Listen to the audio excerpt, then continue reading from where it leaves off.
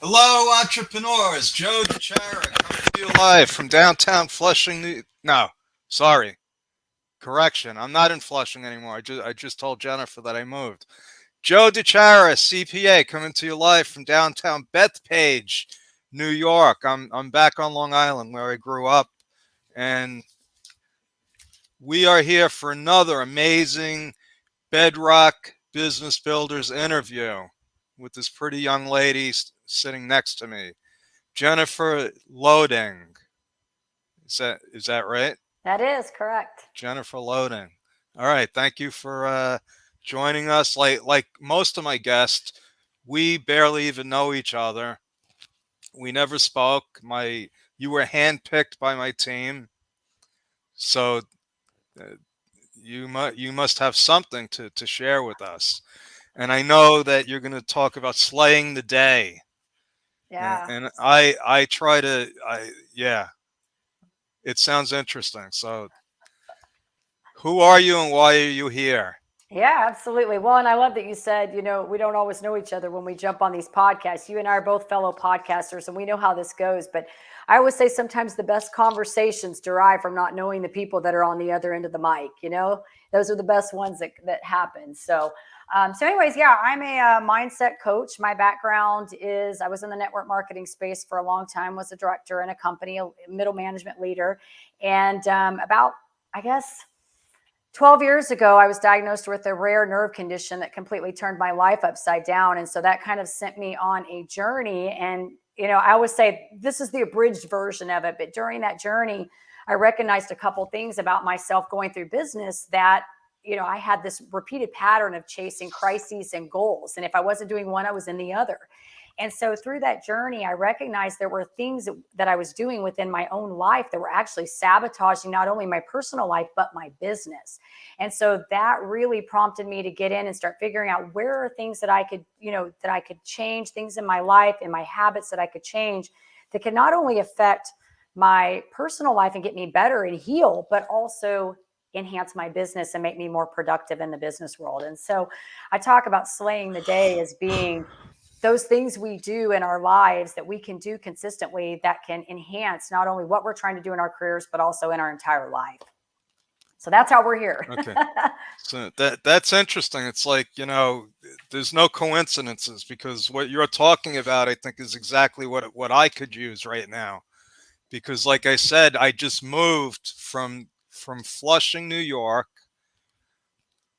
to Long Island to be near my kids. I have three kids and three granddaughters. Okay. And I'm so off my game because all of my good habits that I had there, getting up, doing my exercise, I'm like, all my stuff is still in boxes.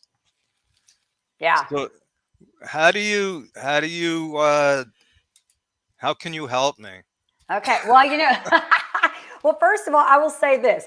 I think we all have those moments where we're like doing really, really well. And then all of a sudden life just goes amok, and things happen and we just get off course. And I'm not immune to that. I mean, I say this all the time. I get really, really busy and it's very difficult, to get all those pieces in. But I always talk about, there's, if you ever read like what is it, the 7 habits of the highly effective, you probably Oh, read that book. Yes.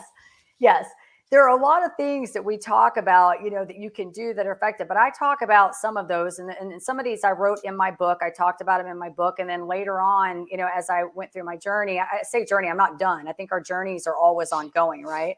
There were more that I felt like I needed to add to this, so I keep joking that I need to enhance, do it like a 2.0 on this book and write more. wait, Um, what's the name of the book? the book is Beat the Toughest Obstacles, and it's all about my journey, what I went through and how I recovered and what I learned in the process of that. Okay, it's available on Amazon? How do we get it? It's on All right. Amazon. So Yeah. before we leave, if you could put that in the chat, Okay. because sometimes I buy this stuff. Yeah. Well, hopefully it'll So, inspire you to be great. That's what it's all about. well, it's just, and this isn't the first time it's happened to me. That where I had to change my environment, or even when I went, I used to travel a lot to California. I'm in New York. I used to like every month and I would go and stay at a hotel. And it was just when I came back, getting back into the habits. Right. So how do you stay in your habits, if that's a Yeah. question? No, it is Or a question. It is a question. okay. Go ahead. What were you going to say? What was the rest? No, I mean, because it's just changing. You know, I don't know if I just get off track, if it's me, if it's normal, but it's not easy. It takes a Well, long time to develop good habits.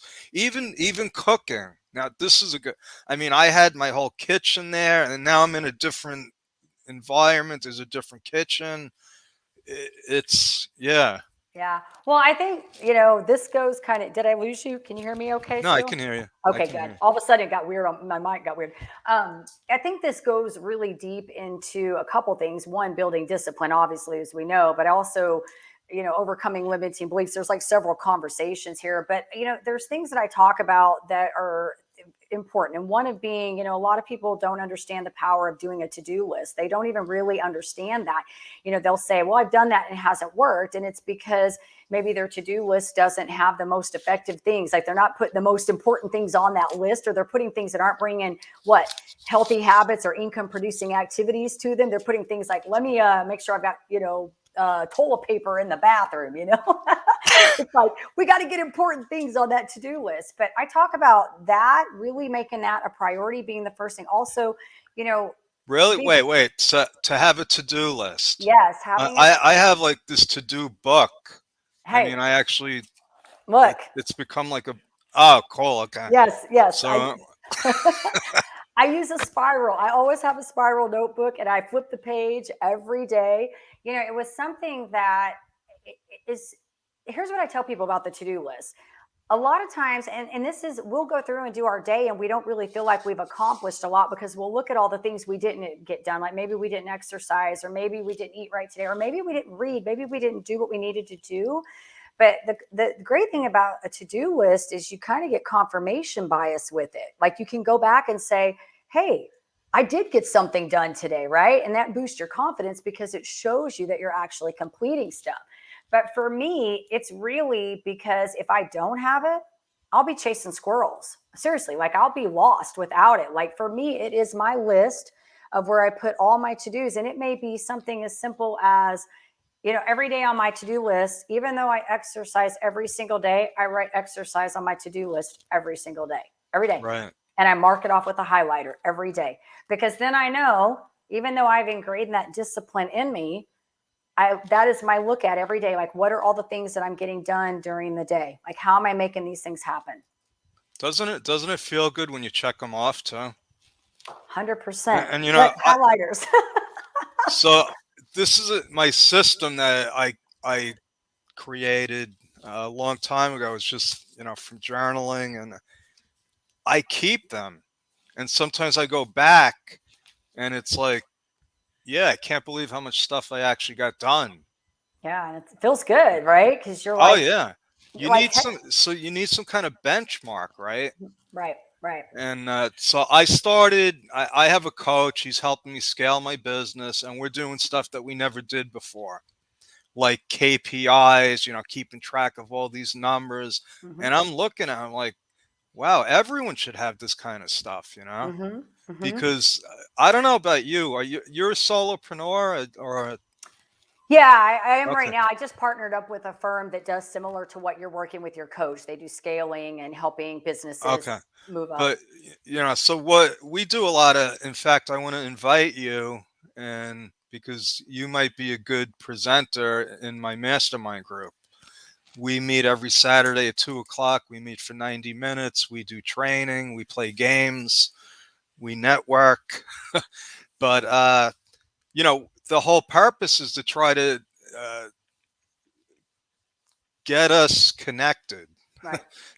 And because where I'm going with this is, we're solopreneurs. We can beat ourselves up, 100%. right? Hmm. And so when you have other people just doing something like a mastermind, it definitely helps. Yeah. Uh, we have a woman in our group, Luana Parker. She's a journal coach.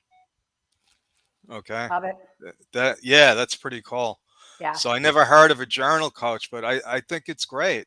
Mhm. So now, how else do you slay a day besides just having a Well, to-do? you just said that journal to me right now, which is a piece that I talk about because I talk about these 7 habits that I incorporate in my day. And do I do all of them every single day? No, because we're busy people, right? It's hard to get it all in. But I do have some that I am very disciplined about, like one of which I read every single day. I talk about this in my book, even being kind of a pivotal moment for me back in 2018 when I was sitting in a conference and, I had success in my businesses. I did very well, but I was really unhappy. I wasn't happy with the way things were going. And I remember the speaker, coming up to the front of the room and talking about, if you're familiar with John Maxwell, I love him. Great speaker. I love his books. They're very short, sweet. But she got up there and she said, hey, if you do these 5 things in your life for 1 year, your life will never be the same. And I remember sitting in my chair with my arms crossed, being like, okay, I have been in the network marketing space for 17 years. I have been around mentors, affirmations, journaling, all of this, and it's gone in one ear and out the other. What are you going to tell me today that's any different? But something she said caught my attention because I was in a very low moment where I said, hey, look, I don't like where I'm going. I've got to change something. If you don't like what you're doing, you've got to change something, right? You can't keep doing the Right. same thing and expect different results. So that particular day, I remember sitting there thinking, okay, I know how to book, I know how to sell, I know how to coach, I know how to team build. What am I not doing? I exercise every day. I cured this nerve condition. What am I not doing? So that day I decided that I was going to start reading because I hated to read. If it wasn't something I could catch on a TV program in view, I wasn't going to do it. And so that was kind of a turning point for me. And pretty much every day since that day, I have continued to read. And so I talk about expanding the mind, making that a priority every day, to listen to podcasts or, read something, do something that is going to get you thinking outside of the box, something that's going to inspire you to do action. So expanding the mind, you said journaling, you were talking about the journaling. I'm big on the whole gratitude journaling and collecting wins, when you have that reflection time, because so often we get hung up on all the negatives in life. Like I said earlier, what we didn't get done, right? What we didn't do. But how hard is it to sit down and go, hey, I met this amazing person today. Check. That was a win for the day. Or I had this incredible meeting today. Check. Can I show you something here? Yes, Because show me. see what this says? Win cards. I took different times in my life. Is that upside down? I see it. Yes. Baseball games where I hit a home run, having my kids. Most of these are baseball. I love it. But I did this. I said, you know what? I want to do something with this. I want to monetize it. So you just brought it up to. I've had it here for years on my desk, and I have. This is my mini business journal. I love it. So and this isn't. We didn't plan this. Like I said, we never spoke, but Right. it's amazing. I think we're on the same. We're on the same page here, Mhm. right? Yeah, well, and Joe, and what's so neat about this is that, if you think about being in business, so often, like people, they are trying to fix one part of their life. They may be trying to fix their business. They may be trying to, and we're obviously talking business, but usually, we have different areas of our life and we may be very successful in one and one's falling apart, right? Like our relationships, maybe our health, something's lagging. And what happens is we think, okay, well, if I get better, and my health gets better, my business gets better, all things are well, right? When that's not the case, right? We find ourselves in a spiral. And so what I tell people is when you work on bettering yourself, getting better at all the things you're doing for you, all the things on the outside flow more freely. You don't have to work as hard. You become better at communicating, better at selling, better at your health. All of those things come together.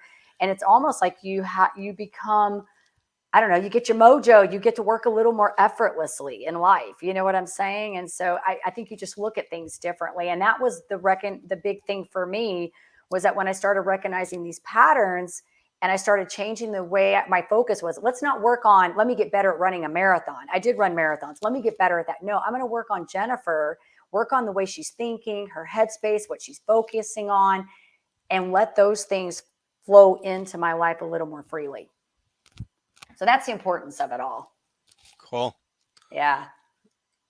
You know, I keep thinking about, for some reason, that Rocky speech where he told his son, nothing's going to hit you harder than life, That's right? right. That's right. And I've taken some blows the last couple of years with relationships, with my business, and a lot of good things too. Mhm. Right. But again, how do you stay on course?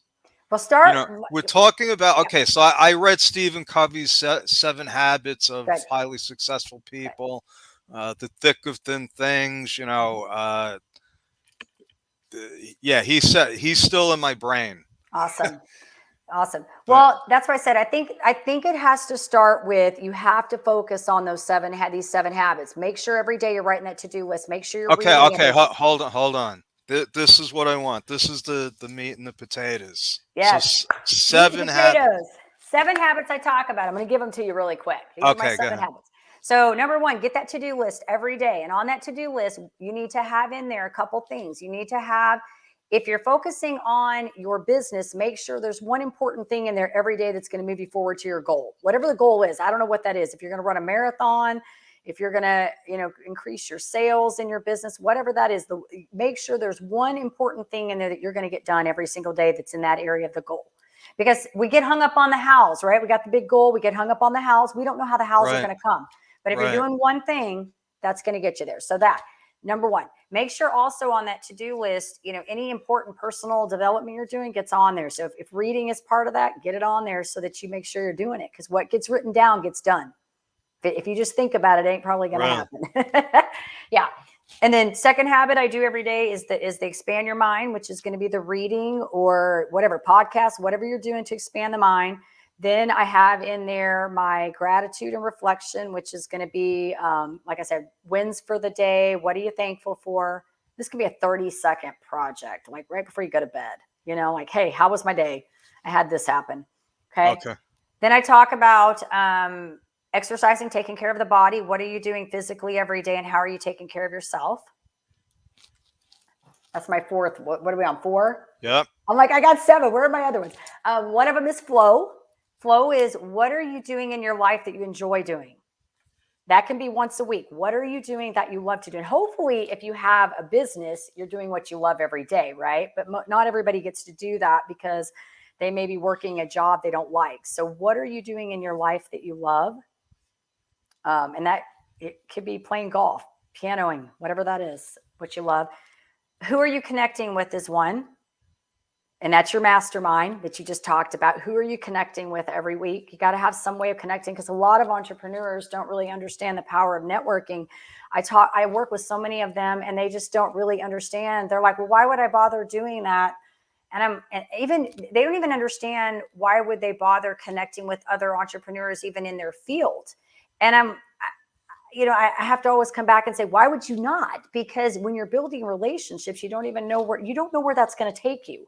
I've had so many opportunities come from just having a conversation with somebody that I had no intentions to do business with, Yeah. So the networking. And then there's one more piece, and I'm drawing a blank on what it is. There's one more piece to this. Affirmations and mantras. Affirmations and mantras. What is your power statement for you? And then what is your affirmations? Because a lot of people don't take the time to write those down. They're like, oh, I got them in my head. No, those have to be written down. You have to see them every day. You have to see them every day. Yeah, I believe that. I could tell you Yeah, a story about an affirmation that I did, and how I found out it came true later. It's a good story. okay. Go ahead. So 2018, I wrote an affirmation. This is when I was at that event I told you about, when I started reading, the day that I had that pivotal moment. Went home, did an affirmation. There were 5 things on that affirmation. One of them was to be an author. One of them was to be a speaker. One of them was to be a coach. The other one was like have a beach house. And I can't remember what the other one. I looked at that affirmation probably for about 4 to 5 months, because I went through a coaching program. I had it in the middle of my mirror, like when I'd have to put my makeup on. So I had to see it every day. I read it 3 times every single day. I pulled it off my mirror, tucked it away. Fast forward to October of 2019. I was coaching an individual by the name of Sandy. While I was on the phone with her, I stumbled on it because it was in my notebook, and I pulled it out and I said, Sandy, you're not going to believe this. I just found affirmation that I had written in 2018 in January, and 3 of the things on that affirmation had come to pass. And by this point, I had even launched a podcast that wasn't even on my affirmation at the time. So just to show you the power of having those tools in front of you every single day, just making sure No, they're there every day. I believe it. I did what I did was Napoleon Hill's definite chief aim I love it. and that that's what's on the I'm still doing it today 12 years later. And it sends chills down my spine because I said I was going to be a speaker, I was going to write, and just like you said, all that stuff is happening. Yeah. It's Yeah. happening right now. It just happened this podcast. Think about it. I wrote that I was going to reach millions of people. It's awesome. I didn't think about how, and now we're on Zoom, Facebook. It's so easy to reach millions of people now, right? Right. Mm-hmm. And before it was like you don't think about how is it going to happen, right? You just say that this is going to happen. It's happening, right? Right. Right. Okay. Yeah. So the thing with those habits are a lot of times when I find people are not moving forward. I mean, there's a whole, like I said, a whole nother conversation on limiting beliefs. That's like a whole nother podcast we could have, because sometimes I have to tap into that and really get into what are these blocks that are in the way. But I will tell you from working with people, a lot of times when they're not moving forward, it's because there's pieces in here that I've just given you out of those habits they're not working on. There's pieces, maybe they're doing some of them, but they're not doing all of them, or they're not consistent with them. They're doing them when they're convenient. You see what I'm saying? Like they'll say, Oh well, yeah. I'll read when I find time because I don't have time. I got to do emails right now. And I say to them, no, those 7 habits need to be a priority above everything else, because when you get good at focusing on those 7 habits, all the other work you're trying to do is going to be a lot easier. Absolutely. So my friend Tim is watching. Hey Tim, sorry I was trying to make your mastermind, but I didn't. Sorry about that. I did have something to ask you, but I lost my train of thought now. Sorry. The mindset. Okay, so this is what happens in my business, which may or may not be surprising. I sort of like coach people. I don't have a formal coaching program. I didn't enjoy really doing the one-on-one that much. I did it with a couple of people, but just trying to help them get their business off the ground. And a lot of them can't because they have issues with money. Okay. I had my own issues. I hired a coach, Tim knows her, Marianne Amon, a long time ago. And, I'm an accountant. Right. What do you mean I have issues? But I did it. It started, from when I was a child. Yeah. But I've had to literally fire clients because they just could not take the next step. Yeah. Something as simple as figuring out what name they wanted for their business. You follow what I'm saying? Yeah. I'm like, Yeah. what? I'm like, just pick a name. What? Right. But Right. we have all these kinds of blocks, right? Yes. Yes. But that's a whole nother podcast. You It said. is. Yeah. Okay, It's so let's do well. that. Let's do Yeah. that. Let's schedule that because Yeah. And you're right, though. It starts from when we are young. It's they talk about how we form these ideas, because even me, I had issues around money too. It's just the fear of, am I worthy enough to ask for the money? Like, am I worthy enough to take what I'm worth? Right. And those stem from when we're younger because of things we heard, like money doesn't grow on trees. We've all heard that, right? Like you can't have everything on a silver platter. We get all these ideas that form into our head. And so, yeah, they play out into our business. Yeah, absolutely. So, okay, another question that I had a while ago and I forgot, but now I remembered. So, I read this thing. I think it was the Harvard Business Review. Yeah, I read a lot, Yeah. and it was about how successful people deal with things that happen in their life, and that what they said was they know how to compartmentalize it. Okay. Yeah. And I'm like, what if you're about to go on stage? So one of my friends is Craig Duswalt. He toured with Guns N' Roses, and I asked him this. I said, "What if Axl just really doesn't feel like he's up to it? You know, the concert is scheduled, right? Right. What if something terrible happens right before? How do they deal with that? Yeah. Well, I'm a big fan of compartmentalizing things. I'm Oh good at yeah. that. Yeah, I mean, I can do that. I mean, I have to do that. I've had to do that many times jumping on the show. I'm sure you have too. I get on my podcast and my kid's calling me, and I had one episode where he called me and told me my computer crashed and I lost all my files. I mean, like right as I'm walking in the door, he's like, "All your videos are gone, Mom, and I can't get them back." And I'm Oh like, my God. yeah, I'm like, let me breathe. I just need to breathe. So, but Okay. I think that comes from having, and you probably you can agree to this. I think that comes from having gone through adversity. You learned how to start coping and recognizing, something I heard a long time ago in one of the companies I was in. I remember this was back when I was super shy and very cynical and negative. I remember every week I'd walk into this meeting and the director that was there at the time would say, "How are you doing?" And I would say, "I'm okay." Or "I'm fine." And she'd say, "No, you're great." And it used to annoy me. It would make me so mad because I'd be like, "I'm not great. I'm irritated. I don't even want to be here today." But I understood the power in that. And what she used to say is, "Look, your problems are going to be there when you walk out the door. You might as well come in and have a great time. And when you walk out, you can take care of your mess." And so I've kind of always adopted the idea that, listen, the stuff is going to be there, right? We're going to always have to go through things, and we have to learn to weather through that. And the more that we push through this adversity and learn these coping skills, and again, that could be a whole nother conversation, the better we get at dealing with them. And so, yeah, I think, yeah, when you say that, I mean, I think there's plenty of times in our lives where we have to learn to do that compartmentalization. We just do it over and over and we get better. It's like everything Yeah. else. Well, I think what Craig told me was it's practice.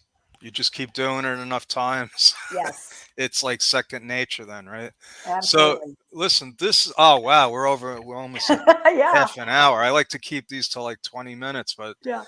yeah, we have a lot more to talk about. So any words of wisdom, and then how do people get in touch with you? Oh, yeah, absolutely. So I always say, if you want to do something, never take advice from anybody that you wouldn't trade places with. Find somebody who's been where you want to be, and that's who you talk to, right? And that's my big words. I Um, love that. yeah, you can find me easily at my name, which I'm sure you'll have this all tagged on it. But it's just jenniferloading.com. That'll take you to everything. Okay, awesome. And we will download this episode. We'll put it up on YouTube, and I'll send you a link. Thank you so much. But we're going to have a couple more Yeah. uh, episodes. All right, entrepreneurs, that's our story. We're sticking with it. Thank you. God bless. And we will see you again.